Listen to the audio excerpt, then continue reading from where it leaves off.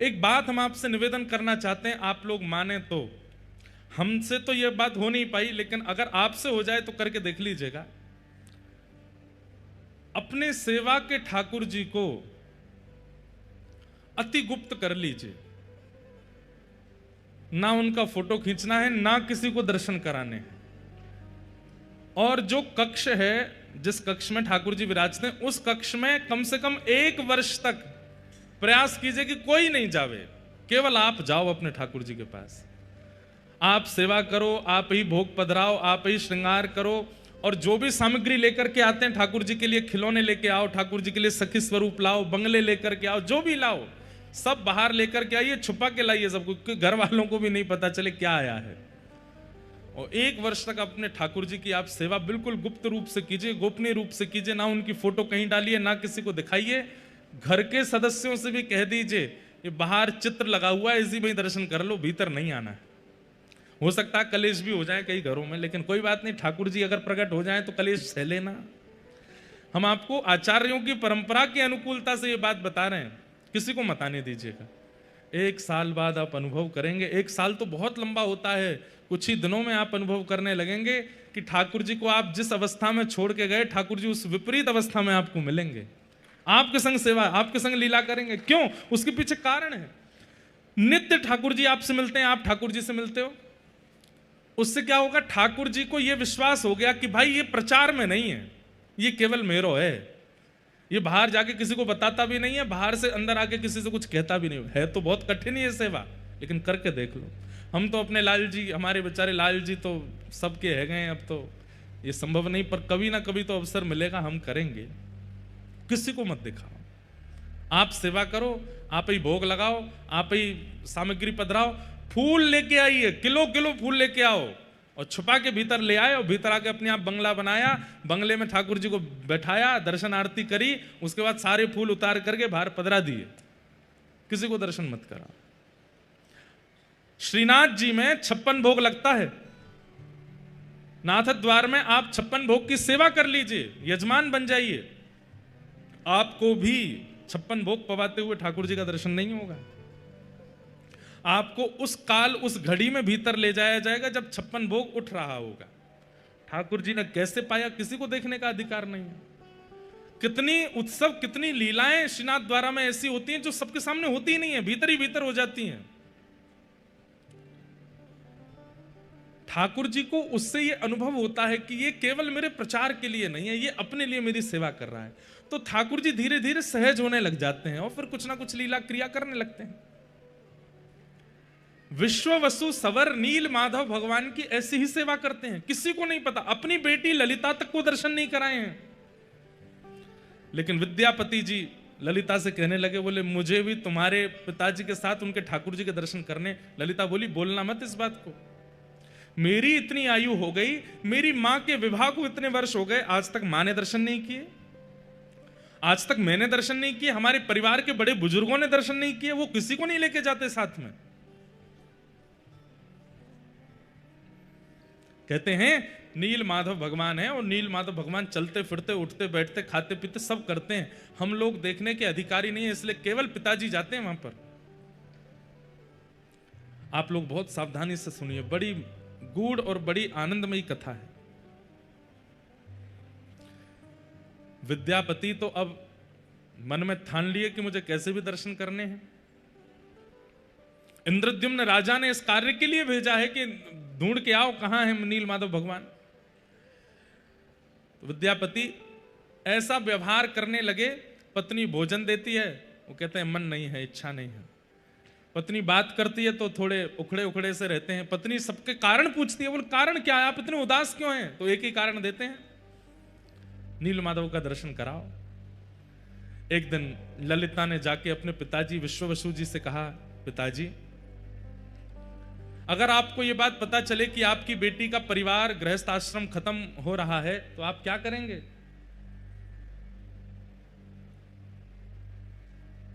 तो आप बोले कि पुत्री के गृहस्थाश्रम को व्यवस्थित करने के लिए जो करना पड़े करेंगे। तो बोले मेरा गृहस्थाश्रम अगर नील माधव भगवान के दर्शन करा करके संभलता हो तो आप क्या करोगे? मना कर दिया, बोले बिल्कुल नहीं। नील माधव भगवान के दर्शन नहीं होंगे, केवल नाम स्मरण कर लो, केवल चिंतन कर लो, दर्शन नहीं कराऊंगा मैं।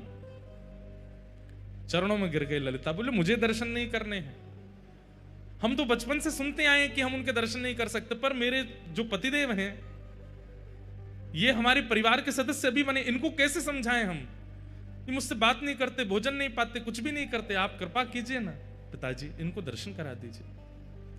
अनेक दिनों तक तो विश्ववसु मना करते रहे, लेकिन एक दिन पुत्री पर बहुत दया आ गई और नील माधव भगवान को कृपा करनी है, इसलिए उनके मन में भावना आ गई। बोले चलो ठीक है, तो दर्शन कराते हैं, लेकिन आंख पे पट्टी बांध के ले जाऊंगा ताकि रास्ता ना देख ले, नहीं तो रोज रोज पहुंच जाएंगे।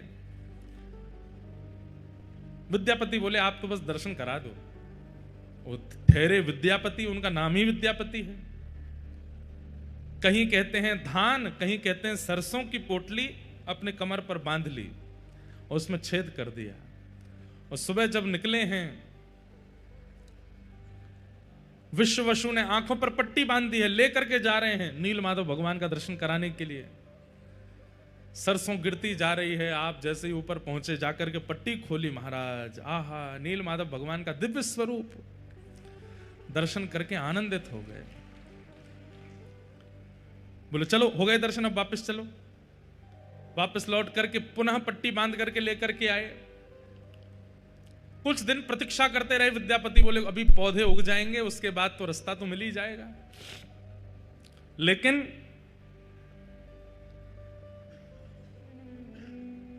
रास्ते के पीछे पीछे जाकर के जब नील माधव भगवान का दर्शन करने लगे, आप अति आनंदित हो गए। आपने तुरंत इंद्रद्युम्न राजा को खबर पहुंचवा दी कि महाराज नील माधव भगवान मिल गए।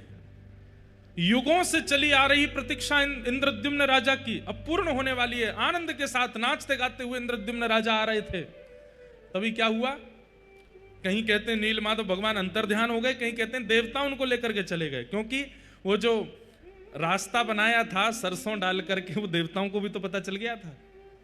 सोचिए, नील माधव भगवान की ऐसी सेवा विश्ववसु कर रहे थे कि देवताओं को भी नहीं पता कि वो कहां है। लेकिन वो सरसों का मार्ग देवताओं को भी मिल गया, तो कहते हैं देवता ले गए नील माधव भगवान को। इंद्रद्युम्न राजा आकर के कुंपित हो गए। सवर लोगों से युद्ध छिड़ने ही वाला था, तभी आकाशवाणी हो गई, बोले कि तुम चिंता मत करो, यही मेरा नील माधव स्वरूप प्रकट होएगा। बोले कहां जाओ? बोले चक्र तीर्थ पहुंच जाओ और वहां पर प्रतीक्षा करो, दारू ब्रह्म के रूप में मैं आऊंगा और तुम्हारे द्वारा सेवा स्वीकार करूंगा। अपनी पूरी सेना लेकर के इंद्रद्युम्न राजा चक्र तीर्थ पहुंचे। समुद्र के तट पर प्रतीक्षा कर रहे थे, तभी सुंदर दारू बहती हुई आ रही। कैसे पता चला कि ये ठाकुर जी हैं? तो शंख चक्र गदा पद्म चारों अंकित थे। हजारों की सेना लगा दी, लेकिन वो दारू, वो लकड़ी, ठाकुर जी का स्वरूप जिसमें अभी आकृति नहीं बनी है, उठा ही नहीं पा रहे हैं। खूब प्रयास किया, हाथियों से खिंचवाया, लोगों ने उठाया, लेकिन नहीं निकल पा रहे हैं। तब अंत तो गत्वा आकाशवाणी हुई कि जिसके लिए आए हैं उसी से उठेंगे। तब इंद्रद्युम्न राजा, मतलब मानो मान हनन कर रहे हैं इंद्रद्युम्न का, राजा नहीं हो तुम, अब हम तुम्हारे यहां आए, अब तुमको सेवक बनना पड़ेगा। इंद्रद्युम्न राजा जैसे गए, विशाल दारू ब्रह्म को एक भुजा से ही उठा लिया। ठाकुर जी हल्के हो गए और कंधे पर बैठ करके सीधे उनके साथ चलने लगे। और सबसे पहले महाप्रभु जी का वह विग्रह आया गुंडीचा, जहां हम लोग कल या परसों में जाएंगे दर्शन करने। एक प्रकार से ठाकुर जी की वहां जन्म वेदी कहा जाता है उसको, ठाकुर जी का मायका भी कहते हैं, घर भी कहते हैं। ठाकुर जी ने वहां आज्ञा कर दी कि हमारा स्वरूप निर्माण कराओ। अनेकों रूप बनाने वाले आए, अनेकों शिल्पकार आए, लेकिन कहते हैं छेना हथौड़ी उठाते हैं और जैसे ही करने लगते हैं तो जैसे किसी लोहे पर प्रहार करने पर खन आवाज और चिंगारियां निकलती हैं, ऐसे निकलने लगी। कोई ठाकुर जी का निर्माण नहीं कर पाया। तभी वहां एक विशेष परिवार के सदस्य, जिनका परिवार आज तक ठाकुर जी का स्वरूप निर्माण करता है, वे आए। उन्होंने आकर के ठाकुर जी का स्वरूप बनाया, लेकिन उन्होंने नियम रख दिया कि मैं एकांत में बनाऊंगा। दूसरी बात, आप बार बार आकर के डिस्टर्ब नहीं करेंगे, देखेंगे नहीं, एकांत में बैठ करके ठाकुर जी का स्वरूप निर्मित होगा। हमें कैसे पता चलेगा कि ठाकुर जी बनना है? बोले आप बाहर से आवाज सुनते रहना, अंदर छेनी हथौड़ा की आवाज आती रहे, उससे पता चलेगा कि ठाकुर जी बनने हैं। 25 दिन 24 दिन की लगभग उन्होंने आज्ञा की, इतने दिन में ठाकुर जी बनेंगे, लेकिन 14 दिनों में ही आवाज आनी बंद हो गई। रानी घबरा गई, राजा घबरा गए। आपने व्याकुल हृदय से एक दिन प्रतीक्षा की और फिर प्रतीक्षा का बांध टूट गया। बोले कि ठाकुर जी वयोवृद्ध हैं जो बना रहे हैं, कहीं ऐसा नहीं हो भीतर ही पधार गए हों, देख तो लें एक बार।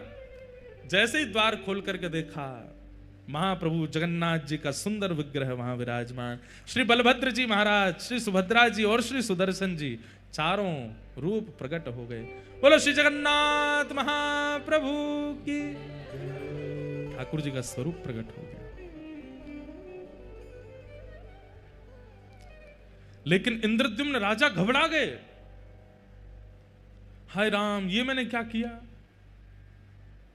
अभी पूर्ण तिथि पूरी हुई नहीं, उससे पहले ठाकुर जी का मंदिर खोल दिया, तो अधूरे ठाकुर जी रह गए। कैसे नेत्र हैं, कैसा मुख है, हाथ भी नहीं बने हैं, उदर भी नहीं बना है, ठाकुर जी तो अधूरे रह गए। तभी ठाकुर जी ने आकाशवाणी करते हुए कहा, नहीं इंद्रद्युम्न राजा, ये परिपूर्ण स्वरूप है। बाकी के स्वरूप मानव दर्शन के लिए हैं, इसलिए उनमें हस्त कमल, चरण कमल, नासिका, कान सबका दर्शन होता है, परंतु ये तो श्री राधा भाव, विरही भाव विगलित स्वरूप है। ब्रजवासियों के विरह में, द्वारिका में मेरा श्री अंग पिघल गया था। वही स्वरूप मैंने नारद जी को आज्ञा करके कहा था कि मैं कलयुग में प्रदान करूंगा सब जनमानस को दर्शन कराने के लिए। वही ब्रजवासियों के विरह में मेरा प्रेम विगलित स्वरूप ही यहां जगन्नाथ बन करके आया है। इसलिए तुम इनको अधूरा मत समझो, ये मेरा परिपूर्ण श्री राधा भाव परिपूर्ण स्वरूप है मेरा, इन्हें स्वीकार कर। आहा, अब सतयुग में बना हुआ मंदिर, उसमें ठाकुर जी को विराजमान करना था। रथ का निर्माण हुआ और जैसे ही रथ पर आरूढ़ होकर के महाप्रभु जगन्नाथ जी वापस श्री मंदिर की ओर आने लगे, कहते हैं गुंडीचा महारानी रथ के आगे लेट गई। जिस प्रकार श्री ठाकुर जी वृंदावन से मथुरा गए थे तो गोपियों की स्थिति हुई, वैसी गुंडीचा महारानी की हो गई कि आप मेरा घर छोड़ के क्यों जा रहे हैं नाथ, आप यहां से क्यों वापस जा रहे हैं? राजा के समझाने पर भी गुंडीचा नहीं मानी, अनेक विद्वानों के द्वारा समझाने पर भी गुंडीचा नहीं मानी। तो कहते हैं महाप्रभु जगन्नाथ जी सचल हो गए और रथ से उतर करके नीचे आए और आकर के गुंडीचा को हृदय से लगाया और कहा, मां आप चिंतित क्यों होती हो? बोले मैं कैसे रहूंगी, आप मेरा घर छोड़ के जा रहे हैं। तो महाप्रभु जगन्नाथ जी बोले, मां विश्व कल्याण के लिए, जगत कल्याण के लिए मेरा श्री मंदिर में जाना आवश्यक है। मैं घर पर बैठ करके जगत कल्याण नहीं कर पाऊंगा, मुझे मंदिर में जाना पड़ेगा। वहीं आकर के सब, अब यहां तो घर है, आज की बात होती तो गुंडीचा में भी दर्शन करते लोग, लेकिन उस समय में लोग कहीं ना कहीं विचार तो करते गुंडीचा तो घर है, राजा का निवास है, यहां पर कौन जाए कौन नहीं जाए, कहीं इस कारण से लोग दर्शन करने नहीं आए तो। और पूरी व्यवस्था और पूरे नियम से वो मंदिर बना है, सतयुग युग का बना हुआ मंदिर है, उसमें मुझे विराजना है मां। पर मैं वचन देता हूं, हर साल स्नान पूर्णिमा के 15 दिन बाद मैं स्वयं रथ पर आरूढ़ होकर के आपके घर आऊंगा और फिर यहीं रह करके अपनी मां के द्वारा प्रदत्त किए गए लालन पालन भोग सामग्री सबको स्वीकार करूंगा। साल भर तो मैं जगत कल्याण के लिए मंदिर में विराजूंगा, पर साल में एक सप्ताह के लिए मैया मैं आपके पास आऊंगा, आप चिंतित मत हो। गुंडीचा मैया फिर भी नहीं मानी, बोले आप तो ऐसे ही आश्वासन यशोदा मैया को दिए थे कि परसों आ जाऊंगा, और परसों के बरसों बीत गए, आप लौट करके नहीं आए। तब भगवान ने गुंडीचा मैया को हृदय से लगाया और हृदय से लगाते ही गुंडीचा मैया को यह भाव दिखाया कि मैया आप कोई और थोड़ी हो, आप यशोदा ही तो हो, यशोदा ही तो गुंडीचा के रूप में आई हैं, ये नंद बाबा ही श्री नील इंद्रद्युम्न राजा के रूप में आए हैं।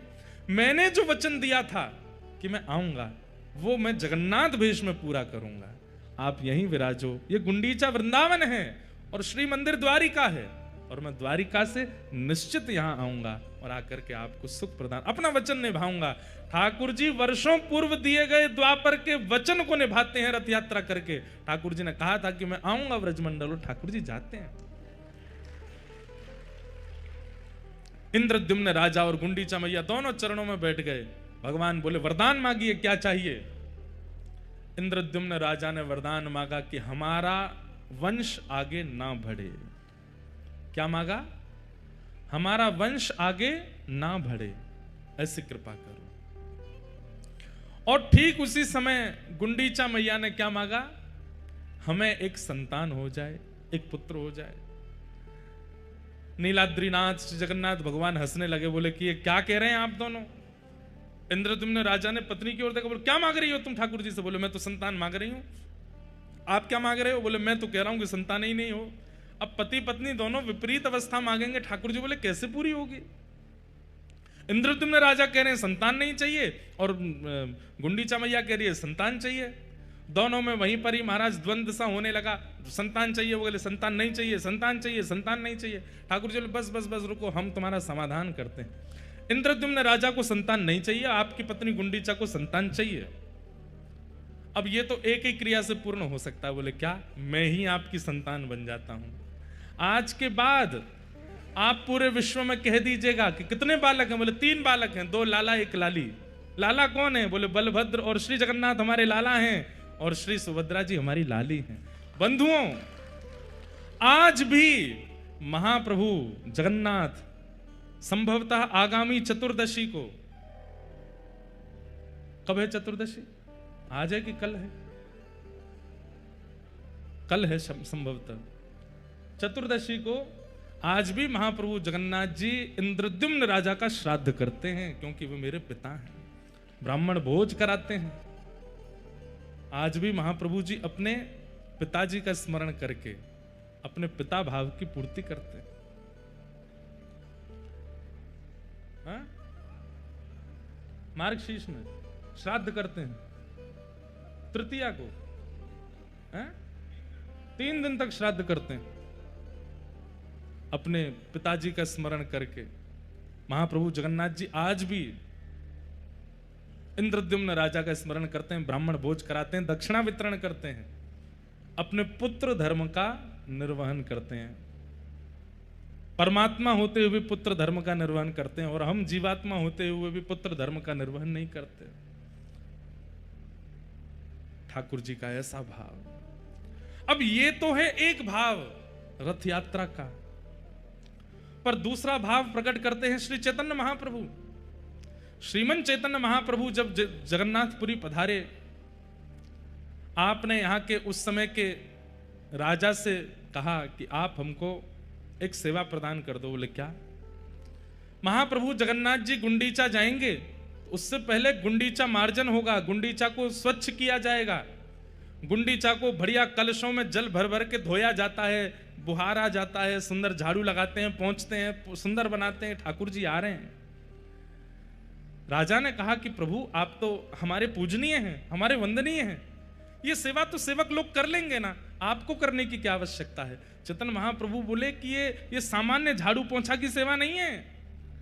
जगन्नाथ महाप्रभु की रथ यात्रा, कोई गुंडीचा देवी के दर्शन के लिए जाते हैं, वहां मां को कृपा करने के लिए जाते हैं, ये भावना तो एक है, पर मूल भावना तो ये है ठाकुर जी द्वारिका से वृंदावन जा रहे हैं। राजा ने कहा ठाकुर जी तो द्वारिका से वृंदावन कभी नहीं गए, द्वारिका आने के बाद ठाकुर जी का वृंदावन गमन तो हुआ नहीं।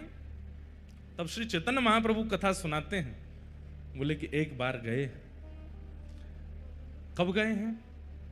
कुरुक्षेत्र में सूर्य ग्रहण हुआ था, और सूर्य ग्रहण के काल में सब द्वारिकावासी कुरुक्षेत्र पहुंचे हैं, और यहां से सब ब्रजवासी भी कुरुक्षेत्र पहुंचे हैं। ना तो ब्रजवासियों को पता है कि वहां द्वारिकाधीश और द्वारिकावासी आ रहे हैं, ना द्वारिकाधीश और द्वारिकावासियों को पता है कि यहां ब्रजवासी आ रहे हैं। केवल द्वारिकावासी और ब्रजवासी गए नहीं, पूरे भारतवर्ष के लोग वहां इकट्ठे हुए थे सूर्य ग्रहण पर यज्ञ करने के लिए। लेकिन जैसे सूर्य ग्रहण काल में वहां सब एकत्रित हुए, तब धीरे धीरे खबर उड़ने लगी, और उड़ते उड़ते ठाकुर जी तक पहुंची कि ब्रजवासी यहां आए हुए हैं। ब्रजवासियों का नाम सुनते ही, यहां आए हुए हैं सुनते ही, ठाकुर जी इतनी तत्परता से पूरी व्यवस्था में लगे थे। सूर्य ग्रहण में ऐसे यज्ञ होगा, ऐसे हवन होगा, ऐसे वेद पूजन होगा, पाठ होगा, लेकिन जैसे ही सुना कि ब्रजवासी आए हैं, ठाकुर जी तो बल दाऊ दादा से बोल, दाऊ दादा आप ही संभालो, अब मैं संभाल नहीं पाऊंगा। चिंतित हो गए ठाकुर जी। इच्छा तो हो रही है मैं कैसे भी ब्रजवासियों के सन्मुख पहुंच जाऊं, लेकिन एक कदम बढ़ाते ही ठाकुर जी रुक जाते हैं, बोले किस मुंह से जाऊं? मैया पूछेगी लाला इतने दिनान बाद आयो है तो कहा जवाब दूंगो? नंद बाबा मुंह को गोद में उठावे को आएंगे तो मैं किस मुंह से उनकी गोद में जाऊंगो? मधुमंगल श्रीदामा तन सुखा मन सुखा धन सुखा ये सबरे सखा, ये मोते कहेंगे लाला तेने बढ़िया सखा बनो हमारो, इतने साल है कि मिलो नहीं, मैं कहां उत्तर दूंगो? तो ठाकुर जी हर एक घड़ी बाद सोचते हैं कि अब मैं जाऊं ब्रजवासियों से मिलके आऊं, लेकिन फिर रुक जाते मैं कहां कहूंगो? सूर्य ग्रहण का समय आया, सुंदर स्वर्ण के सिंहासन पर ठाकुर जी को विराजमान किया गया। भारतवर्ष के कोने कोने से विप्रदेव आए हैं, कोई तुलसी अर्चन कर रहे हैं, कोई सहस्त्र कमल अर्चन कर रहे हैं, कोई पुष्प अर्चन कर रहे हैं, कोई रत्न अर्चन कर रहे हैं। सब ठाकुर जी के चरणों में कहीं से तुलसी चढ़ाई जा रही है, कहीं से पुष्प चढ़ाए जा रहे हैं। पर ठाकुर जी उस समय केवल नेत्र बंद करके ये बार बार विचार कर रहे हैं कि मैं परमात्मा हूं, मुझे कृपा करनी है, लेकिन बार बार ठाकुर जी भूल जाते हैं कि मैं परमात्मा हूं। फिर सोचते हैं मैं तो लाला हूं। यहां ब्रजवासी बाहर डोल रहे होंगे, यशोदा मैया नंद बाबा यहीं कहीं आसपास ही होंगी। जोर से सुगंधी भीतर लेते हैं कि वायु में कहीं नंद बाबा की हृदय की, यशोदा मैया की हृदय की सुगंधी मुंह को आ जाए। यहां नंद बाबा को पता चली कि द्वारिकाधीश आए हैं, हमारो लाला आयो। नंद बाबा ने धीमे से जाकर के ये खबर यशोदा मैया को सुनाई। बोली अरे मेहर एक बात बताऊं? बोले कहा, हमारो लाला कन्हैया वो कुरुक्षेत्र में है। ये सुनते ही यशोदा मैया तो उठ खड़ी हुई, नेत्रों से कम दिखाई देता है। कहा सुनी मैंने लाला कुरुक्षेत्र आयो है? बोले हाँ मेहर लाला कुरुक्षेत्र में। भाव विह्वल हो गई, हाथ पकड़ लिए नंद बाबा के, बोले मुझे एक बार दिखाए दो, मुझे एक बार मिलाए दो। अब यहां नंद बाबा संकोच कर रहे हैं। यशोदा 100 से भी अधिक वर्ष हो गए हैं लाला को गए भय, और मैं और मेरे तेरे हृदय को भाव तो है ही कि लाला से मिलना है, पर वास्तविकता तो अब सबसे छुपी नहीं है कि लाला मूल रूप में बेटा तो देवकी वसुदेव को है ना, और अब तो वो द्वारिका को राजा बन गयो है। सब वाकू राजा महाराजा कह करके पुकारे हैं। हमने तो सुनी है 16,108 ब्याह है गए, बड़े बड़े राजघराने की कन्यांते वाको ब्याह भयो है। हम भोरे भारे से ब्रजवासी जामेंगे, हमको देख करके कहीं लाला को संकोच है गए हो तो कैसे जाएंगे? यशोदा मैया बोली यही संकोच को चिंतन करते करते जीवन निकल जाएगा। अरे मेरी एक इच्छा पूरी कर दो बस, अब पता ना कब प्राण चले जाएं। एक बार लाला को, एक बार मेरे कन्हैया को मुंह को दिखाए दो। मैं देखना चाहूं लाला के नैन नक्श अबहु वैसे ही हैं, हाथ पांव वैसे ही हैं कि कछु परिवर्तन आ गयो है? एक बार तो दिखाए दो। और श्री नंद यशोदा अति वृद्ध हैं, दोनों धीमे धीमे हाथ पकड़ करके जा रहे हैं, पूछते जा रहे हैं भैया ये द्वारिकावासी इनको शिविर कहां है? ये कथा श्री चैतन्य महाप्रभु सुना रहे हैं यहां के राजा को, और बता रहे हैं कि मूल रूप से रथ यात्रा क्यों होती है। पूछते जा रहे हैं द्वारिकावासी कहां है।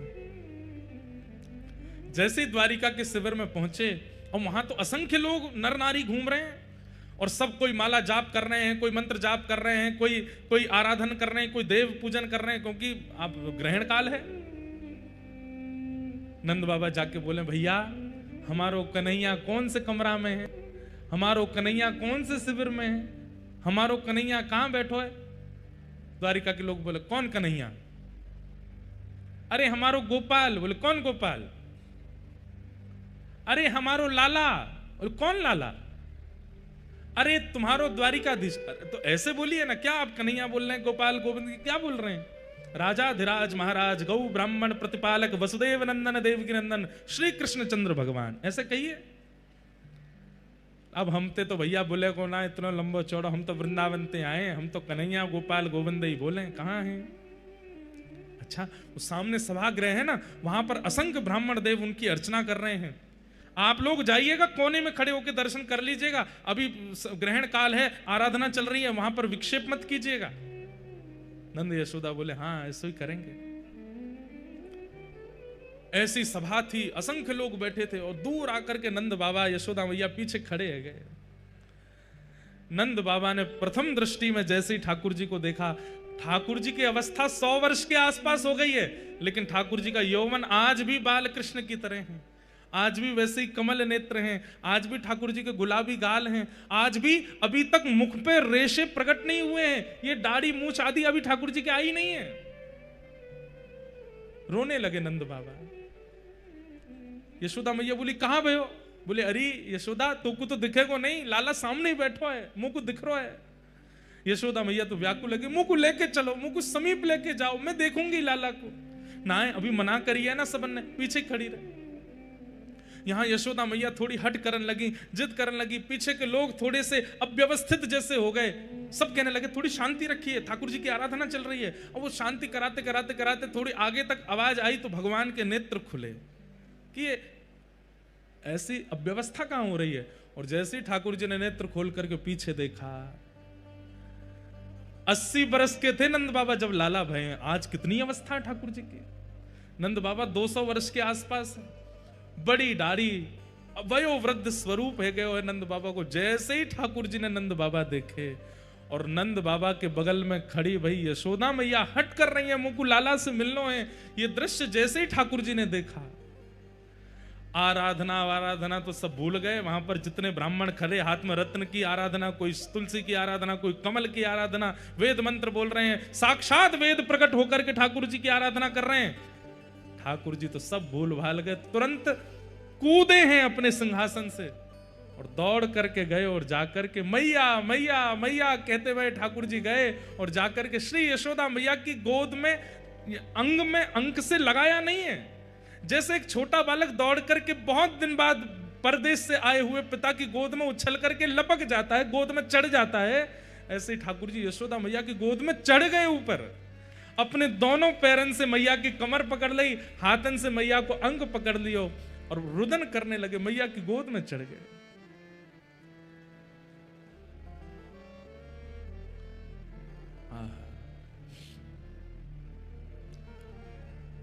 यशोदा मैया रुदन कर रही हैं।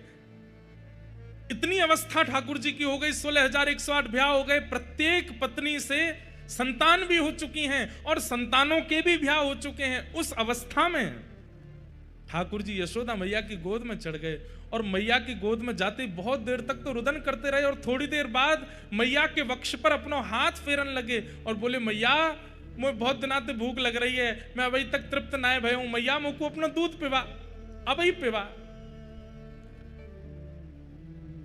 अब द्वारिकाधीश नहीं है, अब वृंदावन चंद है। छोटे से लाला को जैसे गोद में मैया लेती है, ऐसे ही ठाकुर जी को लेकर के बीच आंगन में बैठ गई।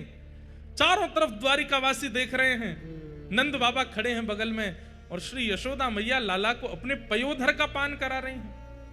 200 वर्ष की वयोवृद्धा यशोदा मैया ने जैसे ही अपना पयोधर ठाकुर जी के मुख में दिया, अपने आप दुग्ध प्रकट होने लगा और ठाकुर जी दूध पान कर रहे हैं।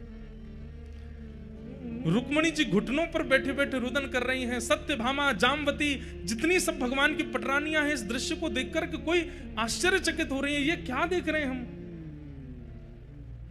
सबके कान में खबर पड़ी कि यशोदा मैया है। जैसे ही पता चला यशोदा मैया, सब द्वारिकाधीश, द्वारिका के लोग अपने अपने स्थान पर ही दंडवत प्रणाम करने लगे। यशोदा मैया की जय हो। यही है यशोदा मैया।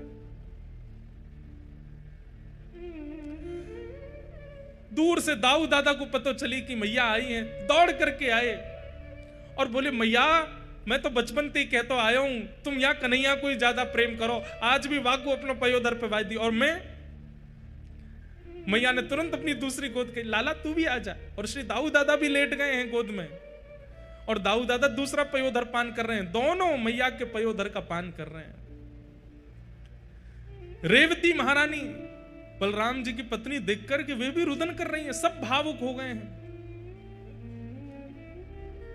यशोदा मैया के नेत्रों से प्रेमाश्रु झर रहे हैं। लाला के एक एक अंग को टटोल रही हैं। लाला का सिर कैसे है, केश कैसे हैं, कान कैसे, मस्तिष्क कैसे, नासिका कैसी, आंख कैसी, सब कुछ आज तक वैसा ही है जैसे वृंदावन में थे ठाकुर जी, कोई परिवर्तन नहीं हुआ।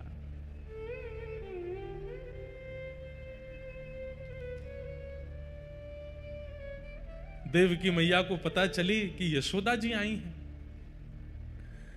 जैसे ही देवकी मैया आई, मैया ने आकर के प्रणाम किया। यशोदा मैया बोली, लाला जी कौन है? बोले, मैया जी मैया है, देवकी मैया है। देवकी मैया नाम सुनते ही यशोदा मैया उल्टा प्रणाम करने लगी, चरण पकड़ने लगी। और चरण पकड़ने तो देवकी मैया संभाल रही, मैया जी कहा कर रही हो आप? अरे यशोदा, आज तक तुम्हारी चर्चा ही सुनिए, आज भी लाला, भले ही लाला मेरो है पर पूरी द्वारिका में चर्चा यूं ही होवे, यशोदा नंदन लाला है। आज भी जन्माष्टमी के दिन सब यशोदा के लाल भजो, यशोदा के लाल भजो कहकर के ही गावे। आज पहली बार मिली हो, आपको हृदय से लगाऊं। यशोदा मैया बोली, मैं आपके हृदय से लगवे योग्य नहीं हूं, आपके चरणन की अधिकारिणी हूं। क्यों? ऐसा क्यों कह रही हो? बोली, या यशोदा के प्राण तो कब के निकल गए होते, या यशोदा के प्राण पखेरु तो कब के वैकुंठ पहुंच गए होते। अगर देवकी ने कन्हैया को जन्म देकर के वृंदावन नहीं पहुंचे होते तो यशोदा को अस्तित्व नहीं होता। आपने कृपा करके लाला को जन्म दियो, और जय लाला वृंदावन आयो, हमारो जीवन बन के, हमारो सार बन के, हमारो सर्वस्व बन करके आयो, हमें सर्वस्व प्रदान करवे के काज में आपके चरणन को प्रणाम करूं। और हंसी में यशोदा मैया कहने लगी, मैया तो आप ही हो, मैं तो लाला की धाई मां हूं। जैसे मैया की अनुपस्थिति में बालक की सेवा करे, मैं तो वो हूं। ये सुनकर के देवकी मैया रुदन करने लगी। यशोदा जी से बोली, मां ऐसे मत कहो, आप पूरे द्वारिकावासी से पूछ लो, लाला आपसे कितनो स्नेह करे। नंद बाबा की गोद में चढ़ गए ठाकुर जी।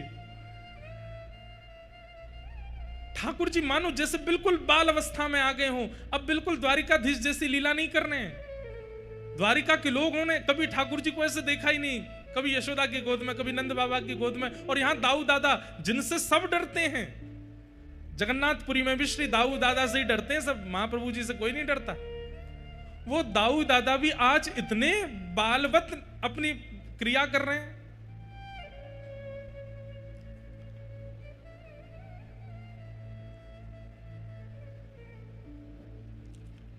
तभी ठाकुर जी के कान में खबर पड़ी, श्री राधा रानी भी आई हैं। राधा रानी का नाम सुनते ही ठाकुर जी थोड़े गंभीर हो गए, और गंभीर अवस्था में आकर के मैया को तो भीतर बिठाया, सब पत्नियों से मिलवाया, सब क्रिया करी, और अवसर जानकर के ठाकुर जी बोले कि किशोरी जी नहीं आएंगे, मैं ही जाऊंगा। यहां किशोरी जी सब सखियों के साथ बैठी हैं। तभी बैठी बैठी किशोरी जी अचानक कहती हैं, ललिता ऐसो क्यों लग रहा है कि द्वार पर श्री कृष्ण आए हैं? तू देख तो। ललिता जी बोली, कृष्ण नहीं आए हैं, हमें अभी अभी पता चली है कि उनकी तो आराधना चल रही है, बड़े बड़े विप्रदेव आकर के उनकी अर्चना कर रहे हैं, वो बड़े व्यस्त हैं, वो कहां से आ जाएंगे यहाँ पे। किशोरी जी बोली, नहीं ललिता, तू एक बार जाकर के देखना, मुझको ऐसा लग रहा है द्वार पर श्री कृष्ण खड़े हैं। विशाखा जी बोली, आपको क्यों ऐसा अनुभव हो रहा है? किशोरी जी बोली, अभी अभी जो ब्यार चली ना वायु की, वह ब्यार में श्री कृष्ण के तन की सुगंधी है, और ये सुगंधी आज 100 वर्ष बाद मेरी नासिका को प्राप्त भई है। मेरा हृदय मयूर नृत्य कर रहा है, मुझको पूर्ण रूपेण विश्वास है, तुम द्वार पे जाके देखो श्री कृष्ण खड़े हैं। ललिता विशाखा जैसे ही गई, और जैसे ही द्वार से पर्दा हटा करके देखा, लाल नेत्र हैं ठाकुर जी के, अश्रु बिंद भरे हैं नेत्रों में, और श्याम सुंदर चुपचाप खड़े हैं नीची नजर करके, और खड़े खड़े मानो जैसे कोई कहने में तो थोड़ी अतिशयोक्ति लगती है, लेकिन अत्यंत व्याकुल व्यक्ति या अत्यंत आत्मग्लानि से भरा हुआ व्यक्ति होता है, जिसे बस ये लगता है मैं मुख कैसे दिखाऊं। ऐसे ठाकुर जी दोनों हाथ समेटे नीची नजर खड़े वहां खड़े हैं। देख करके तुरंत समस्त अष्ट सखियां आदि सब गोपियों ने सब तुरंत दंडवत प्रणाम किया। आज 100 वर्ष की प्रतीक्षा के बाद ठाकुर जी दिखे। ललिता विशाखा जी बोल रही हैं, लेकिन मुख से शब्द नहीं प्रकट हो रहे हैं। कह रही हैं, श्याम सुंदर आप यहां क्यों खड़े हैं? भीतर चलिए, किशोरी जी बुला रही हैं। ठाकुर जी बस सिर हिला के इशारा कर रहे हैं, मैं अधिकारी नहीं हूं भीतर जाने का। यहां भीतर किशोरी जी व्याकुल हो रही हैं, और बार बार बस यही देख रही हैं, इतना समय, इतना विलंब क्यों लग रहा है, क्यों नहीं आ रहे हैं श्याम सुंदर। जैसे ही किशोरी जी बाहर निकलने के लिए अपने आसन से उठी, तभी ललिता जी बोली, देखो श्याम सुंदर, आप भीतर नहीं जा रहे, किशोरी जी बाहर आ रही हैं। जैसे ही ठाकुर जी ने सुना कि किशोरी जी आ रही हैं, तो अरे वो क्यों श्रमित हो रही है, मैं चल रहा हूं ना भीतर।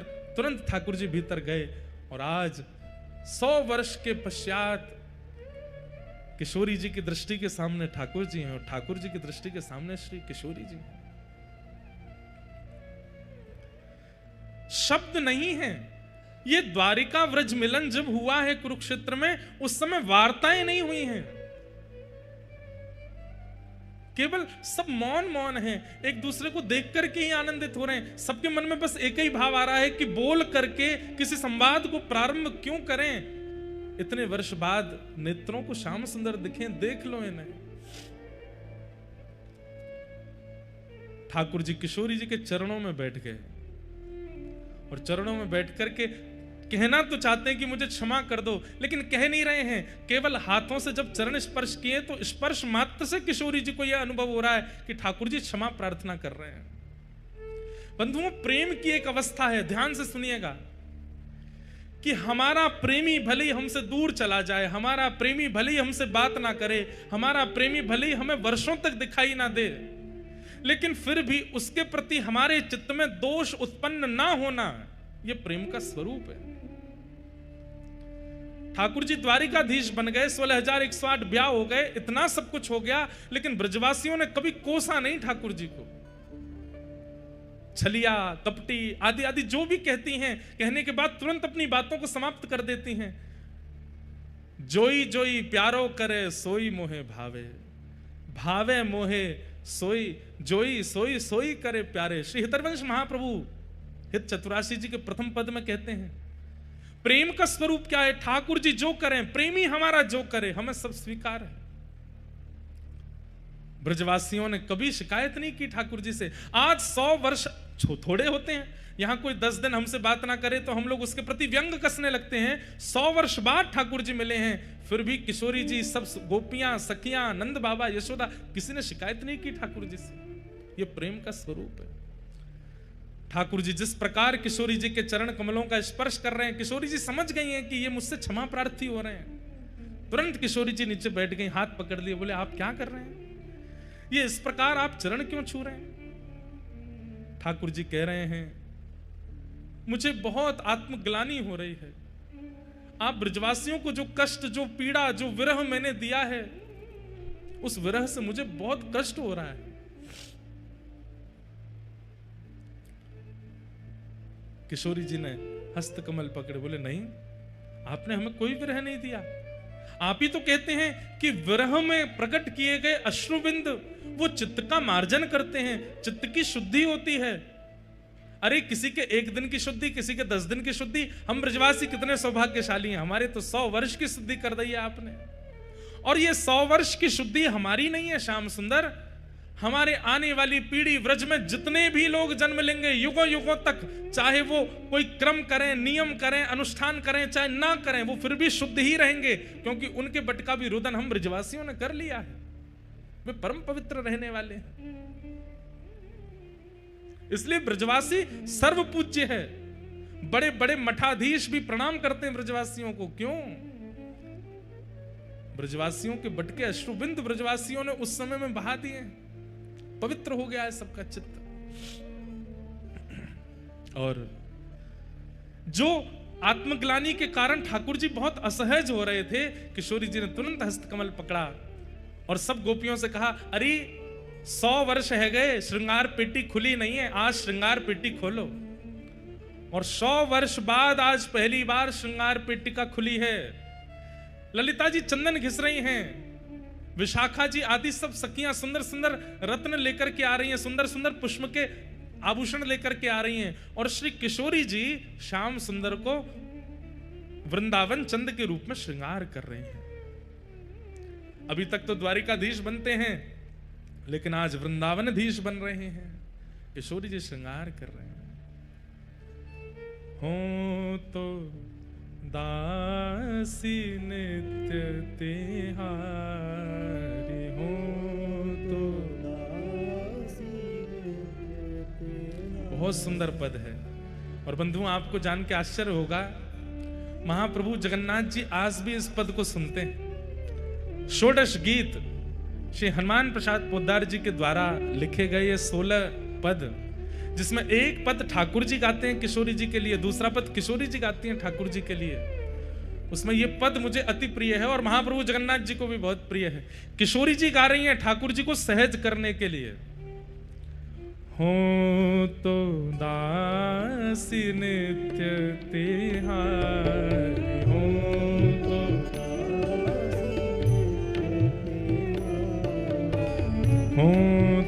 दासी नित्य तिहारी, हो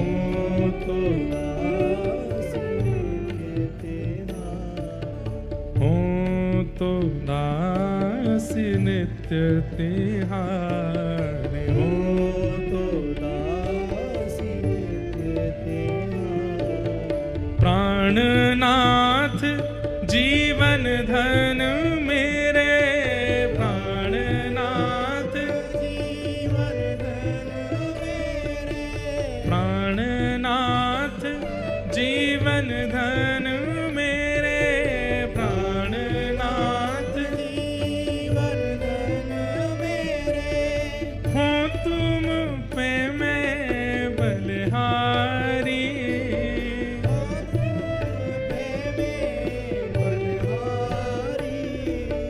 हो तो दासी नित्य तिहारी, हो तो दासी। बंधुओं, जो ठाकुर जी के प्रति वात्सल्य भाव रखते हैं उनके लिए अलग भाव है, जो ठाकुर जी के प्रति सख्य भाव रखते हैं उनके लिए अलग भाव है, लेकिन जिनका भी ठाकुर जी के प्रति दासी भाव है और ठाकुर जी की वह स्वयं को गोपी मानते हैं, ठाकुर जी को प्रियतम मानते हैं, उनको ये पद याद कर लेना चाहिए और नित्य अपने ठाकुर जी को शयन कराते समय ये पद गाना चाहिए। हो तो दासी नित्य तिहारी, हो तो दासी नित्य। शब्द सुनिएगा। चाहे तुम अति प्रेम करो, चाहे तुम अति प्रेम करो, तन मन सो मोह बिसराओ, तन मन सो मोह बिसराओ। आप स्वीकार करो तो भी मैं राजी हूं, आप मुझे ठुकरा दो तो भी मैं राजी हूं।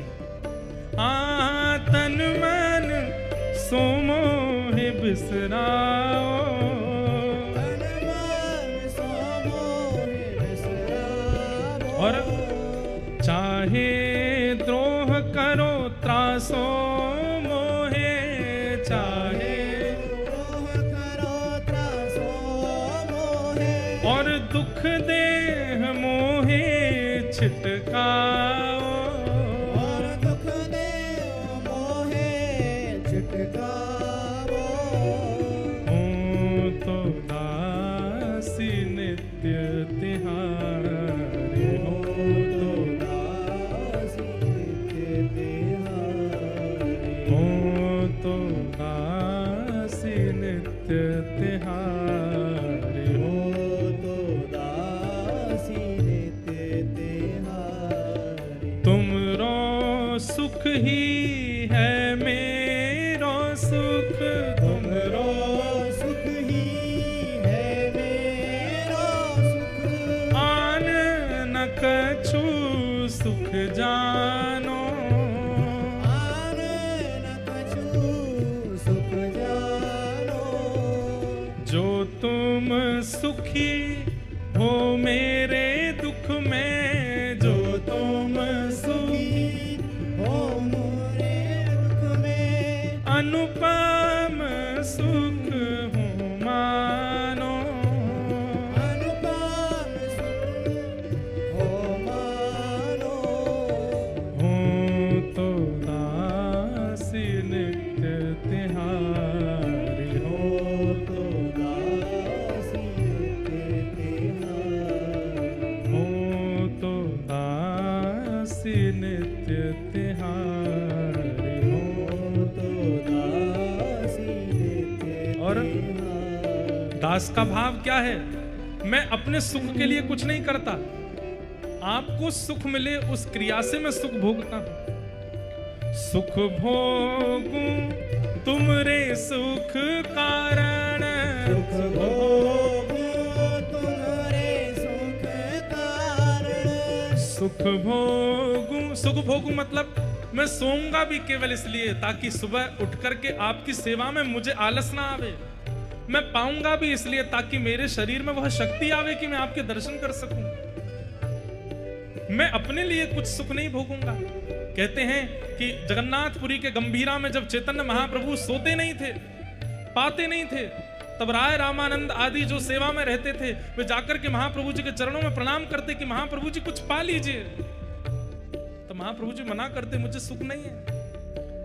तब महाप्रभु जी के संग में सेवक जन जो थे वे आचार्य चरण कभी कभी झूठ बोल देते और वे कहते, आपको जगन्नाथ जी से मिलना है ना, आप चाहते हैं ना कि श्याम सुंदर आपसे मिलने के लिए आए, तो अति सहज अति सरल चैतन्य महाप्रभु बन जाते और कहते, हाँ मैं तो चाहूं कि वो मुझसे मिले।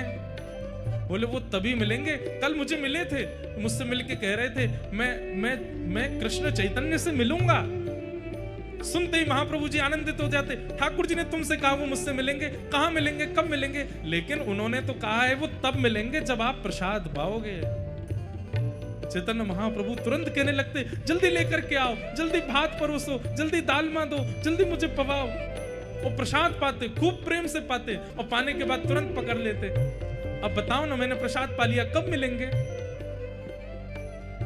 तब दूसरे सेवक बोलते हैं, कल रात्रि ठाकुर जी मुझे भी मिले थे। अच्छा, कहाँ मिले थे, कैसे लग रहे थे, क्या कह रहे थे? ठाकुर जी कह रहे थे, बोले कृष्ण चैतन्य यदि शयन करेंगे तो मैं उनसे मिलूंगा। तुरंत महाप्रभु जी लेट जाते, चद्दर ओढ़ लेते और जल्दी जाओ बाहर, यहां से दिए बुझा दो, मैं शयन करूंगा, क्योंकि ठाकुर जी ने कहा है शयन करूंगा तो वो मुझसे मिलेंगे। ऐसे सेवक जन महाप्रभु जी को बहाना दे दे करके सुलाते हैं, खिलाते हैं। अपनी इच्छा से नहीं सोते, अपनी इच्छा से नहीं पाते हैं। प्रेम मार्ग बहुत कठिन है बंधुओं, या तो इस मार्ग में आइएगा नहीं, और आइएगा तो आपसे बड़ा सौभाग्यशाली कोई नहीं।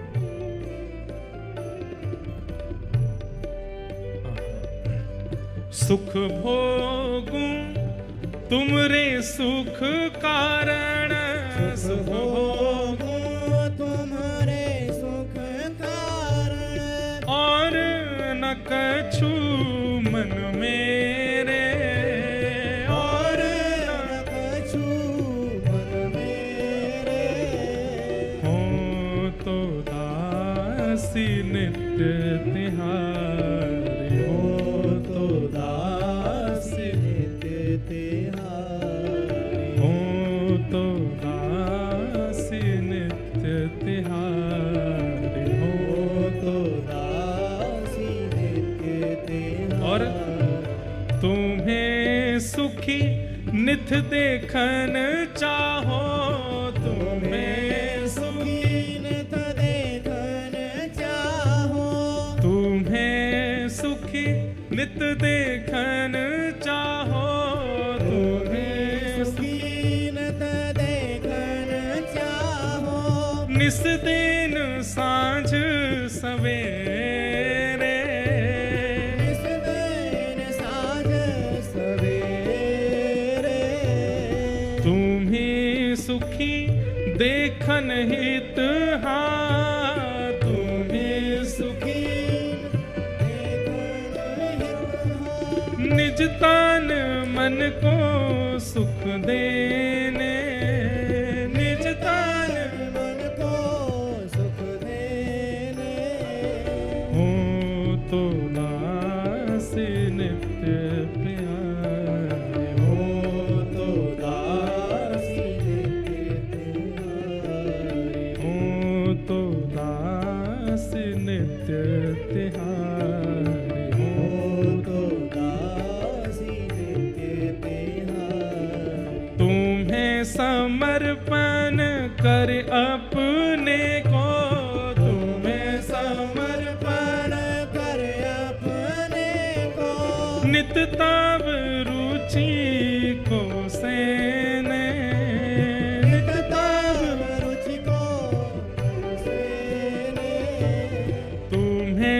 समर्पण कर अपने को, तुम्हें समर्पण कर अपने को, नित ताब रुचि को सेना, ताब रुचि को सेना। हूँ तो दासी नित्य तिहारी, हो तो दासी नित्य तिहारी, हूँ तो दासी नित्य तिहारी, हो तो दासी नित्य किशोरी जी इतना दासत्व प्रकट कर देती हैं, स्वयं को दासी भाव में इतना ले आती हैं, ठाकुर जी से अब सहन नहीं होता। तब इस पद की अंतिम पंक्ति ठाकुर जी गाते हैं, किशोरी जी को अपने हृदय से लगाते हैं और हृदय से लगाते हुए गा रहे हैं। तुम मोहे प्राणेश्वरी हृदयेश्वरी, तुम मोहे प्राणेश्वरी हृदयेश्वरी, तुम मोहे प्राणेश्वरी हृदयेश्वरी, तुम मोहे प्राणेश्वरी हृदयेश्वरी, कांता कहीं सुच पावो, कांता कहीं सच पावो। यहाँ पे ठाकुर जी क्या कह रहे हैं? आप मेरी प्राणेश्वरी हो, आप मेरी हृदयेश्वरी हो, ये सब बातें मत कहो। अरे मैं तो ऐसा हूं। बोले कैसा? कोई अगर आपको मेरी कांता कहता है और मुझे आपका कांत कहता है तो मुझे तो मीठी मीठी शर्म आती है और बहुत अच्छा लगता है। ठाकुर जी कह रहे हैं जब मैं आपका कांत हूं, ये कोई कह देता है और मैं सुन लेता हूं, मुझे बहुत सुख मिलता है। आप मेरी कांता हो, ये मैं सुन लेता हूं तो ये सुनकर के मुझे बहुत सुख मिलता है। इसलिए हमने कहा कि ठाकुर जी के सामने जाके कहे करो, बोल वृषभानु के जमाई की। ठाकुर जी बड़े खुश है जाएं, ठाकुर जी इतने आनंद में आ जाएं। बोले किसी रूप में मैं आपका कांत हूं और आप मेरी कांता हो। किसी ने ये बात आकर के कही, ये मुझे बहुत सुख मिलता है। हे राधा कांत, हे प्रिया कांत, हे वृंदावनेश्वरी कांत, जब ये कहकर के हम ठाकुर जी को संबोधित करते हैं, ठाकुर जी फूल जाते हैं, आनंद में आ जाते हैं। कभी अगर ठाकुर जी को बहुत प्रसन्न करना हो तो सुक्ति दे रहे हैं, किशोरी जी के अनंत नामों का उच्चारण करो और हर नाम के आगे ठाकुर जी से कहो कांत। आप कांत हो, आप राधा के कांत हो, आप सर्वेश्वरी के कांत हो, आप ब्रजेश्वरी के कांत हो, आप रम्या के कांत हो। राधा सहस्त्र नाम का उच्चारण जगन्नाथ जी के सामने कीजिए, पर एक बीच में संबोधन कर लीजिए, हर नाम के आगे कांत कह दीजिए, आप कांत हैं। महाप्रभु जगन्नाथ जी इतने प्रसन्न हो जाएंगे, इतने प्रसन्न हो जाते हैं ठाकुर जी। जब कोई अष्ट सखाओं का एक पद भी है, अभी ढूंढ करके सुनाऊंगा। उस पद में अष्ट सखा कह रहे हैं कि ठाकुर जी किशोरी जी से कहते हैं कि अरे जब सखा आपस में चर्चा करें और चर्चा करते भाई यूं कह दें ना कि भैया इन दोनों की तो जोड़ी है, लाला तो हमारो लाली को कांत है। अरे श्यामाजू मैं कहा बताऊं, मेरे मन रूपी मयूर ऐसे नृत्य करें, मेरे तन की रोएं ऐसे खड़े हो जाएं, मैं तो लत्ता सहित जमुना जी में कूद जाऊं, आनंद में नृत्य करने लगूं, झूम झूम करके गाऊं, आनंदित हो जाऊं। क्यों मोकू आपको कांत कह दियो कोई ने? इतना प्रिय है ठाकुर जी को। सब स्तुतियां गाओ, सब अर्चनाएं करो, पर किशोरी जी के नाम के आगे कांत शब्द प्रयोग करके ठाकुर जी को सुनाओ, और ये कहते हुए कि इनके आप कांत हो, इनके आप पति हो। और राधा कृपा कटाक्ष कहने का अवसर नहीं हो, ठाकुर जी के सामने जाके सीधे कह दो, बोल बरसाने के जमाई की, वृषभानु के जमाई की, कीर्ति मैया के लाला की। लाला तो नहीं है, दामाद हैं, जामाता की जय हो। ठाकुर जी खुश हो जाते हैं। एक और है, बोले कहा श्री दामा के जीजा जी की जय हो। ठाकुर जी खुश हो जाते हैं। किसी रूप में मुझे कांत तो बताया। तुम मोहे प्राणेश्वरी हृदयेश्वरी, तुम मोहे प्राणेश्वरी हृदयेश्वरी, कांता कहीं सुच पावो, कांता कहीं सच पावो। ठाकुर जी के सामने जाकर के किशोरी जी के नाम गाओ और हर नाम के आगे कांत कहो, और श्री बरसाना में किशोरी जी के सामने जाके गोपाल सहस्त्र नाम गाओ और गोपाल जी के नाम के आगे कांता कहो, इनकी कांता है किशोरी जी, हमारो प्रणाम स्वीकार करो। किशोरी जी को भी सुख मिलता है। हूँ तो दासी नित्य तिहारी, हूँ तो दासी नित्य तिहारी, हूँ तो दासी नित्य तिहारी, हूँ तो दासी नित्य तिहारी। याते हो स्वीकार करो सब, याते हो स्वीकार करो सब, यद्यपि मन में सकुचाओ, यद्यपि मन में सकुचाओ। वैसे तो मेरे मन में बहुत संकोच होवे किशोरी जी, पर कोई आपको कांत कह करके मुंह को बुलावे तो मैं वाकु स्वीकार करूं, मुझको बहुत आनंद आता है। हाँ हूँ तो दासी नित्य तिहारी, हो तो दासी नित्य तिहारी, हूँ तो दासी नित्य तिहारी, हो तो दासी नित्य तिहारी, हूँ तो दासी नित्य तिहारी।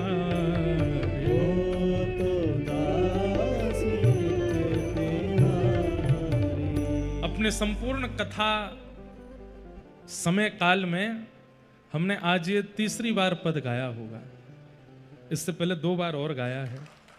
और हमारी एक बात है कि हमको जो बहुत प्रिय लगता है वो सबसे कम बोलते हैं, सबसे कम गाते हैं कथा में। जो बहुत प्रिय होता है वो सबसे कम उसका प्रयोग करते हैं कथा में। किशोरी जी और ठाकुर जी का कुरुक्षेत्र में रास विहार हुआ। ठाकुर जी ने 100 वर्ष बाद रास किया। पूरे ब्रजवासियों के पास खबर फैल गई कि द्वारिकाधीश कन्हैया हमारो आए गयो है। सब ब्रजवासी इकट्ठे है गए और सबने आए करके लाला पकड़ लिए। बोले लाला तू परसों की कह के गयो, बरसों बीत गए, लौट के नहीं आए हो वृंदावन।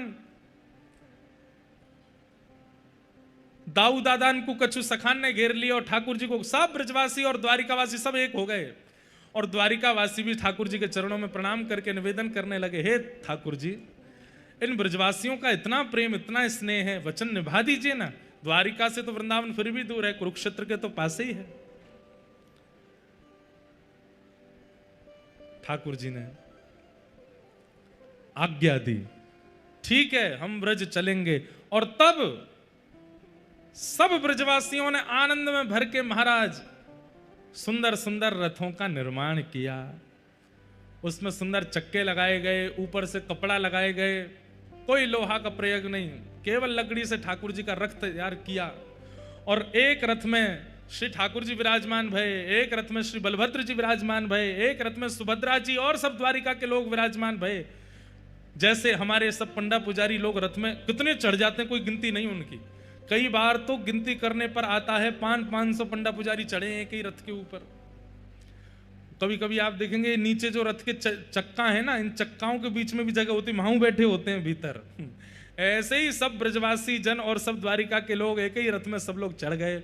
और महाराज प्रेमी जन ब्रजवासी जन खींच खींच करके रथ को श्री कुरुक्षेत्र से व्रजधाम लेकर के जा रहे हैं, वृंदावन लेकर के आ रहे हैं। और श्री ठाकुर जी 100 वर्ष बाद वृंदावन पधारे। यहां किशोरी जी सब सखियों के साथ जब वृंदावन थोड़ी दूरी पर रह गया है, तब किशोरी जी ने आज्ञा ली है, बोले कि अब हम पहले पहुंच जाएं। बोले क्यों, आप आएंगे तो आपकी स्वागत की सब व्यवस्था होगी। तो सब ब्रजवासी जनों ने द्वारिका के लोगों से कहा कि अब थोड़ी दूर ब्रज रह गया है, आप ही रथ खींच के लाओ, हम ब्रज में जा रहे हैं, सब व्यवस्था करें। ठाकुर जी ने सबसे कही, बोले कि देखो मेरो जैसो वृंदावन में छोड़ के गयो वैसो ही करियो, कछु अतिशयोक्ति मत करियो ना। बोले लाला वैसो ये वृंदावन ने साफ सफाई तो करेंगे, लाला आ रहा है इतने दिनों बाद। सब ब्रजवासियों ने जाकर के अपने घर सजाए, अपने घरों पर फूल मालाएं सजाई, सुंदर सुंदर दिए जलाए, अपने घर के बाहर सुंदर गोबर के लेप किए। और सब ब्रजवासियों ने अपनी अपनी गैया बाहर बांध दी कि लाला देखे, क्योंकि सब ब्रजवासियों की गैया चराई है ठाकुर जी ने। ठाकुर जी जब नंद बाबा से मिले तो यही पूछ रहे, मेरी धौरी गैया अब दूध देवे 100 साल बाद। नंद बाबा बोले लाला तू जब ते ब्रजते गयो है कोई गैया ने भी बालक को जन्म दी दियो, और बछड़ा बछिया जितने छोटे हते वो उतने ही हैं बहू, कोई बड़ो ना भयो, सब रे नेक से, जैसे हमारो लाला छोटो सो वैसे बछड़ा बछिया नेक से हैं। बंधुओं, त्रेता में 14 वर्ष का वियोग दिया था अयोध्या वासियों को, पर ब्रजवासियों को 100 वर्ष का वियोग दिया। और जैसी अयोध्या की हम खबर सुनते हैं, ना किसी ने जन्म लिया, ना किसी के प्राण गए, वही व्रज में स्थिति है। लेकिन व्रज में एक और बात है कि कोई बड़ा छोटा भी नहीं हुआ, सब उतने ही हैं। ठाकुर जी के सब बछड़ा बछिया भी आज उतने ही हैं। असंख्य गाय ठाकुर जी का स्वागत कर रही हैं। ठाकुर जी रथ से उतर करके गायों को प्रणाम करते हैं, एक एक गैया को अपने हृदय से लगाते हैं, ब्रज को प्रणाम करते हैं, वृक्षों को हृदय से लगाते हैं। घर घर जाकर के ठाकुर जी सुंदर माखन मिश्री को भोग लगा रहे हैं। सब द्वारिका के लोग इस लीला का दर्शन कर रहे हैं। अभी तक तो द्वारिका के लोगों ने केवल लीला सुनी थी, आज प्रत्यक्ष दर्शन हो रहा है व्रज का। ठाकुर जी सब द्वारिका के लोगों को बता रहे हैं, यहाँ पे हम यूं गैया चराते, यहाँ पे हम ये लीला करते, यहाँ पे ये लीला करते, और ये लीलाएं दर्शन करके सब ब्रजवासी अति आनंदित हो गए। सब ब्रजवासी लाला को कंधा पे उठा करके नृत्य करने लगे। कन्हैया ले चल पल्ली पार, जहां विराजे राधा रानी, जहां विराजे श्यामा प्यार, अलबेली सरकार संवरिया ले चल परले। बंधुओं, इसी भावना से रथ यात्रा होती है ठाकुर जी की। ये चैतन्य महाप्रभु ने राजा को बताया, भैया वो गुंडीचा मार्जन साफ सफाई के लिए तुम सेवकों को मत भेजो, वो तो हमको करना चाहिए। क्यों? बोले क्योंकि हमारे ठाकुर जी वृंदावन आ रहे हैं, हमारे ठाकुर जी वृंदावन वापस आ रहे हैं। ये वही लीला का यहां पर दर्शन होता है। ये रथ में विराजमान होकर ठाकुर जी वृंदावन जाते हैं। आप लोगों को रथ यात्रा में आकर के ठाकुर जी के रथ के आगे नाचना चाहिए, भुजा उठा करके आनंदित होना चाहिए, और एक दिन पूर्व आकर के गुंडीचा में जाके चाहे जहां एक कोना भी मिल जाए अपने हाथ से मार्जन करना चाहिए, इसी भाव से कि हम ब्रजवासी हमारे श्याम सुंदर आ रहे हैं। इस बार तो हमने उल्टा रथ का दर्शन किया था, पर ठाकुर जी कृपा करेंगे, एक बार ठाकुर जी जब रथ में विराजमान होके आते हैं, हम सब भी यहाँ पे ऐसी योजना बनी, यही कथा हो जाए और सबरे श्रोताओं के साथ जाएंगे, गुंडीचा में जाके झाड़ू लगाएंगे, पूरे गुंडीचा को धोएंगे। हम तो ब्रजवासी, हमारा तो अधिकार है, लाला आवेगो। बढ़िया कलशों में जल भर भर के जाएंगे, गुंडीचा को साफ करेंगे, स्वच्छ करेंगे, और श्री रथ के आगे खूब उछल उछल के नाचेंगे, इसी भाव से कि हम ब्रजवासी, हमारो लाला आ रहो वापस। रथ यात्रा का मूल रूप क्या है? महाप्रभु जगन्नाथ जी पहली बात तो अपने वचन निभाते हैं। जो मैया से कह करके गए कि मैं परसों आऊंगा, उस भावना की पूर्ति ठाकुर जी करते हैं। और दूसरी भावना श्री चैतन्य महाप्रभु प्रकट करते हैं कि कुरुक्षेत्र ग्रहण काल के समय श्री ठाकुर जी ब्रजवासी रथ बनाकर के ठाकुर जी को लेकर के गए हैं वृंदावन, इसलिए ठाकुर जी वृंदावन गए हैं। और उसी भाव से हर वर्ष ठाकुर जी वृंदावन जाते हैं। इसलिए रथ यात्रा उसका महत्व अति है। गुंडीचा में जन्म वेदी है ठाकुर जी की, वहां विराजमान श्री जगन्नाथ जी का दर्शन करने का पुण्य, उसका लाभ कितना, उसका पुण्य कितना है। असंख्य असंख्य अश्वमेध यज्ञ, असंख्य असंख्य तीर्थ यात्राओं का फल केवल महाप्रभु जगन्नाथ जी को जन्म वेदी पर विराजमान दर्शन करने मात्र से प्राप्त हो जाता है, जब गुंडीचा में विराजते हैं। इस बार हमने दर्शन किए गुंडीचा में, और गुंडीचा में ठाकुर जी अलग ही लगते हैं। यहाँ जो ठाकुर जी दिखते हैं, गुंडीचा पहुंचते ही ऐसे लगते हैं लाला बन गए, छोटे से गोपाल जी मैया के पास आए हैं, उसी भाव से लगते हैं।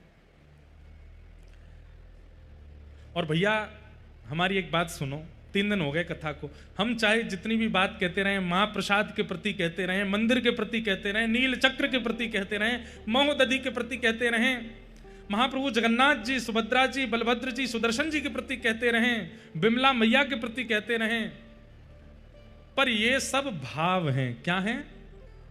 और भाव बिना भाव के नहीं आते। कबीरदास जी का एक पद है, मुझे पद तो याद नहीं पर लीला याद है, कि उनकी माता जी ने कहा कि बेटा घर चलाने के लिए कुछ धन की आवश्यकता है, तो मैं कुछ बुन दिया करूंगी कपड़े, तुम नगर में जाकर के उसको विक्रय कर देना, कुछ धन आएगा तो घर चलेगा। तो श्री कबीरदास जी जाते और वस्त्र हाथ में लेकर के चौराहे पर खड़े हो जाते। आने जाने वाले लोग आकर के एक ही बात पूछते, कितने भाव का है ये, कितने भाव का है ये, कितने भाव का है। उसी समय कबीरदास जी बेकना तो भूल गए, उन्होंने पंक्तियां लिख दी। और पंक्ति में क्या लिखा, बिना भाव के जब सामान्य वस्तु नहीं मिलती संसार में, तो बिना भाव के ठाकुर जी के पास क्यों जाते। भाव प्रकट करके ही जाओ, बिना भाव के वो प्रस्तुत नहीं होगा। महाप्रभु जगन्नाथ,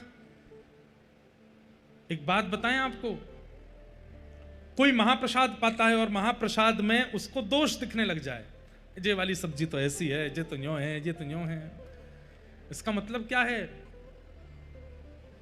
उसके पाप ही उसको रोकते हैं महाप्रसाद पाने से। क्यों, इसको पाते ही तो हम स्वस्थ हो जाएंगे। जैसे दवाई से रोग ठीक होता है, लेकिन दवाई की कड़वाहट के कारण जीभ मना करती है, कोई नाक बंद करते हैं, कई आंख मीचते हैं, और कई तो महाराज इधर उधर भागते हैं, माँ पीछे दवाई लेके भाग रही, बालक भाग रहे हैं आगे आगे, नहीं पीनी नहीं पीनी। उसे भी पता है, माँ को भी पता है कि इससे ही ठीक होना है, लेकिन फिर भी उसकी कड़वाहट स्वीकार नहीं होती। ठीक वैसे ही बंधुओं, महाप्रसाद, हमें तो लगता है अमृत भी फीका होगा महाप्रसाद के आगे, लेकिन कई लोगों को उनमें भी ये लगने लगता है ऐसी सब्जी है, ऐसा ये है, ऐसा वो है। ये कहीं ना कहीं आपके पाप ही आपको रोकते हैं। मत पाओ, क्योंकि इसको पाने से हम चले जाएंगे, हम तुम्हारा आश्रय छोड़ देंगे, तुम हमारे भैया नहीं हो, हैं? 18 साल की उम्र से तुम्हारे अंदर निवास कर रहे हैं हम, तुमने इतना पाल पोस करके काम क्रोध लोभ मोह आदि हम सबको अपने शरीर में तुमने स्थान दिया। हम जब आए थे तब इतने से थे, अब हम इतने विशाल हो गए हैं। पहले तुमको थोड़ा क्रोध आता था, अब तुमको इतना क्रोध आता है। पहले तुम में तनिक काम था, अब तुम में भयंकर काम है, और तुम हमको ऐसे छोड़ दोगे। और वही काम क्रोध लोभ ईर्ष्या द्वेष आपके अंदर आकर के आपके मन में ये भाव प्रकट करते हैं, इसको हटाओ, ये छोड़ दो, इसको रहने दो, अरे इसमें क्या स्वाद है, इससे बढ़िया तो बाहर होटल पे मिल रहा है, वहां खाएंगे। क्यों, उससे तो हम और तंदुरुस्त होंगे, इससे तो हम जीर्ण शीर्ण होकर मर जाएंगे। इसीलिए व्यक्ति फिर महाप्रसाद के प्रति उपेक्षा कर देता है। वो नहीं करता, उसके पाप करवाते हैं। और इसमें एक ही बात चलेगी, कथा आवश्यक क्यों है। एक बात हम आपको बहुत स्पष्ट कहते हैं, जगन्नाथपुरी, आप द्वारिका चले जाना, बद्रीनाथ चले जाना, पर जगन्नाथपुरी तो बिना कथा के आना ही नहीं। क्योंकि महाप्रभु जी को बिना भाव के अगर आपने देखा भी, प्रसाद भी पाया, तो आपके मन में कोई ना कोई गलत भाव आ ही जाएगा। क्योंकि जब तक इनके भाव को जानोगे नहीं, आप इनका दर्शन, इनका महाप्रसाद, इनको स्वीकार नहीं कर सकते। इसलिए कलयुग में प्रधान देव जगन्नाथ जी के दर्शन के लिए कथा सुनना बहुत जरूरी है। इसलिए हम कथा में रोज भाव प्रकट करते हैं, ताकि आपसे अपराध ना बन जाए। क्योंकि भीतर जो हैं वो तो चाहते ही हैं कि आप ना करो। तो गुंडीचा जाएंगे, इसी भाव से जाएंगे कि वृंदावन है, और वहां कहीं ना कहीं श्री किशोरी जी विराजमान है, अंतरंग भाव से विराजमान है, इसलिए ठाकुर जी जाते हैं। इस प्रकार महाप्रभु जगन्नाथ जी की रथ यात्रा होती है। एक दो जानकारियां सुन लीजिए। पहली बात, आज 4 बजे सब लोग मंदिर में उपस्थित हो जाएंगे, अपने अपने साधन और अपनी अपनी व्यवस्थाओं से भीतर आकर के श्री लक्ष्मी मैया के मंदिर के सामने जो प्रांगण है वहां पर विराज जाएंगे। 4 साढ़े 4 के बीच में व्यासपीठ की ओर से और समस्त कथा श्रोताओं की ओर से महाप्रभु जगन्नाथ जी की आज ध्वज पूजन और ध्वजारोहण होगा। आज ठाकुर जी का ध्वज विराजेगा, सब लोग वहां समय से पहुंच जाना। उसके बाद महाप्रभु जी का दर्शन करके सब, एक बात और सुन लीजिए, मंदिर में प्रणाम मत किया कीजिए, चाहे कितने भी बड़े आचार्य आ जाएं, मंदिर में केवल ठाकुर जी हैं। मंदिर के बाहर आचार्य हैं, मंदिर के बाहर महाराज जी, मंदिर के बाहर गुरु जी हैं, मंदिर में प्रणाम मत किया कीजिए। मंदिर में हाथ जोड़िए, दूर से प्रणाम कर लीजिए, कहीं भी मंदिर में प्रणाम नहीं करना है। दूसरा, फिर सब लोग रात्रि 8 बजे श्री जीयर स्वामी मठ, गिरी स्वामी मठ बालासाही क्षेत्र में, यहीं आगे है, स्वर्ग द्वार से मार्ग जाता है, बाकी आप लोग सब पहुंचे ही जाएंगे। जीयर स्वामी मठ में सब लोग उपस्थित हो जाना। वहाँ शाम को बढ़िया मंगल, आज आप लोग संख्या तो इतनी ज़्यादा है, तो जितने जो पंक्ति में बैठ जाएं वो तो पाना, और जिनको पंक्ति में बैठने को नहीं मिली, पता चली दूर खड़े हैं अपनी प्रतीक्षा कर रहे हैं हम कब बैठें, उठाइएगा सामग्री, सबको परोसिएगा, इतनी संख्या में सब वैष्णव आएंगे, सबको परोसवा करके पवाना, प्रयास करना कि आप अंत में ही पाओ। पहले वयोवृद्ध बालकों को पवा देना, उसके बाद थोड़े कम वृद्धों को, उसके बाद नेक और कम वृद्धों को, सबसे अंत में युवा पाना। बैठ करके फिर हम सब लोग प्रेम से वहां प्रसाद पाएंगे। पूज्य गुरुदेव भगवान पिताजी महाराज इसीलिए रुके आज। कल आप कह रहे थे, बोले आज ही करा लेते प्रसाद तो हम भी उपस्थित हो जाते। हमने कहा पिताजी प्रसाद की योजना अभी बनी, इतनी जल्दी इतनी व्यवस्था नहीं हो पाती। तो फिर आज आपका मन हुआ कि हमारे गुरु स्थान में प्रसाद का सुंदर महाप्रसाद होगा, तो कल चले जाएंगे, लेकिन आज रुक जाते हैं। आपकी परसों से संभवतः दिल्ली में कथा प्रारंभ है नवरात्रि में, लेकिन आप एक दिन भी घर जाना था तो वो भी रुक गए कि नहीं, सबको प्रसाद पवा के फिर जाएंगे। तो शाम को भाई लोग प्रयास करना कि धोती पहन करके आना, और माताएं बहनें सब अपने वेशभूषा में बढ़िया वस्त्र पहन करके आना। जैसे आप जगन्नाथ जी को मिलने जाते हो वैसे ही महाप्रसाद पाने जाया करो, उसी भाव से जाया करो। सब लोग आइएगा। ये आज की है। और फिर कल की एक और सूचना है कि कल सुबह 5 बजे प्रभात फेरी होगी। कल सुबह 5 बजे सब लोग एकत्रित हो जाइएगा। स्टैचू ऑफ विवेकानंद, श्री विवेकानंद जी का सुंदर प्रतिमा है, वहां से विवेकानंद, स्टैचू ऑफ विवेकानंद, सी बीच थाना, वहां सब लोग उपस्थित हो जाइएगा। और वहां से हम लोग नाचते गाते हुए हरिनाम संकीर्तन करते हुए श्री मंदिर तक जाएंगे। मंदिर के बाहर तक जाएंगे और वहां प्रेम से ठाकुर जी को आनंदित कराएंगे। हमारे सुंदर दिव्यदास जी आए हैं हिसार से। ठाकुर जी के जन्मोत्सव में भी प्रभात फेरी की सेवा आपको प्राप्त है। प्यारे गिरधर लाल जी के जन्मोत्सव में भी प्रभात फेरी की सेवा आपकी है। इस बार के ठाकुर जी के जन्मोत्सव में तो आपको ढाणी लीला की सेवा दी जा रही है। ठाकुर जी का इस बार बरसाना में उत्सव है ना, तो वहां ठाकुर जी के भाव से किशोरी जी का जन्मोत्सव मनाया जाएगा इस बार। तो ढाणी ढाणिन लीला होती है बरसाना में, वह लीला गाने की और उस सेवा को करने की सेवा आपको प्राप्त हुई है इस बार। कल प्रभात फेरी सुबह 5 बजे होगी। श्री विवेकानंद स्टैचू, सी थाना बीच के पास सब लोग उपस्थित हो जाइएगा 5 बजे। और फिर हम लोग बढ़िया समुद्र के तट से नाचते गाते हुए हरिनाम संकीर्तन करते हुए जगन्नाथ जगन्नाथ का उद्घोष करते हुए सब लोग श्री मंदिर तक पहुंचेंगे। ऐसी कल की योजना है। बाकी कल हमारे यजमान परिवार के हमारे ठाकुर जी का जन्मोत्सव है।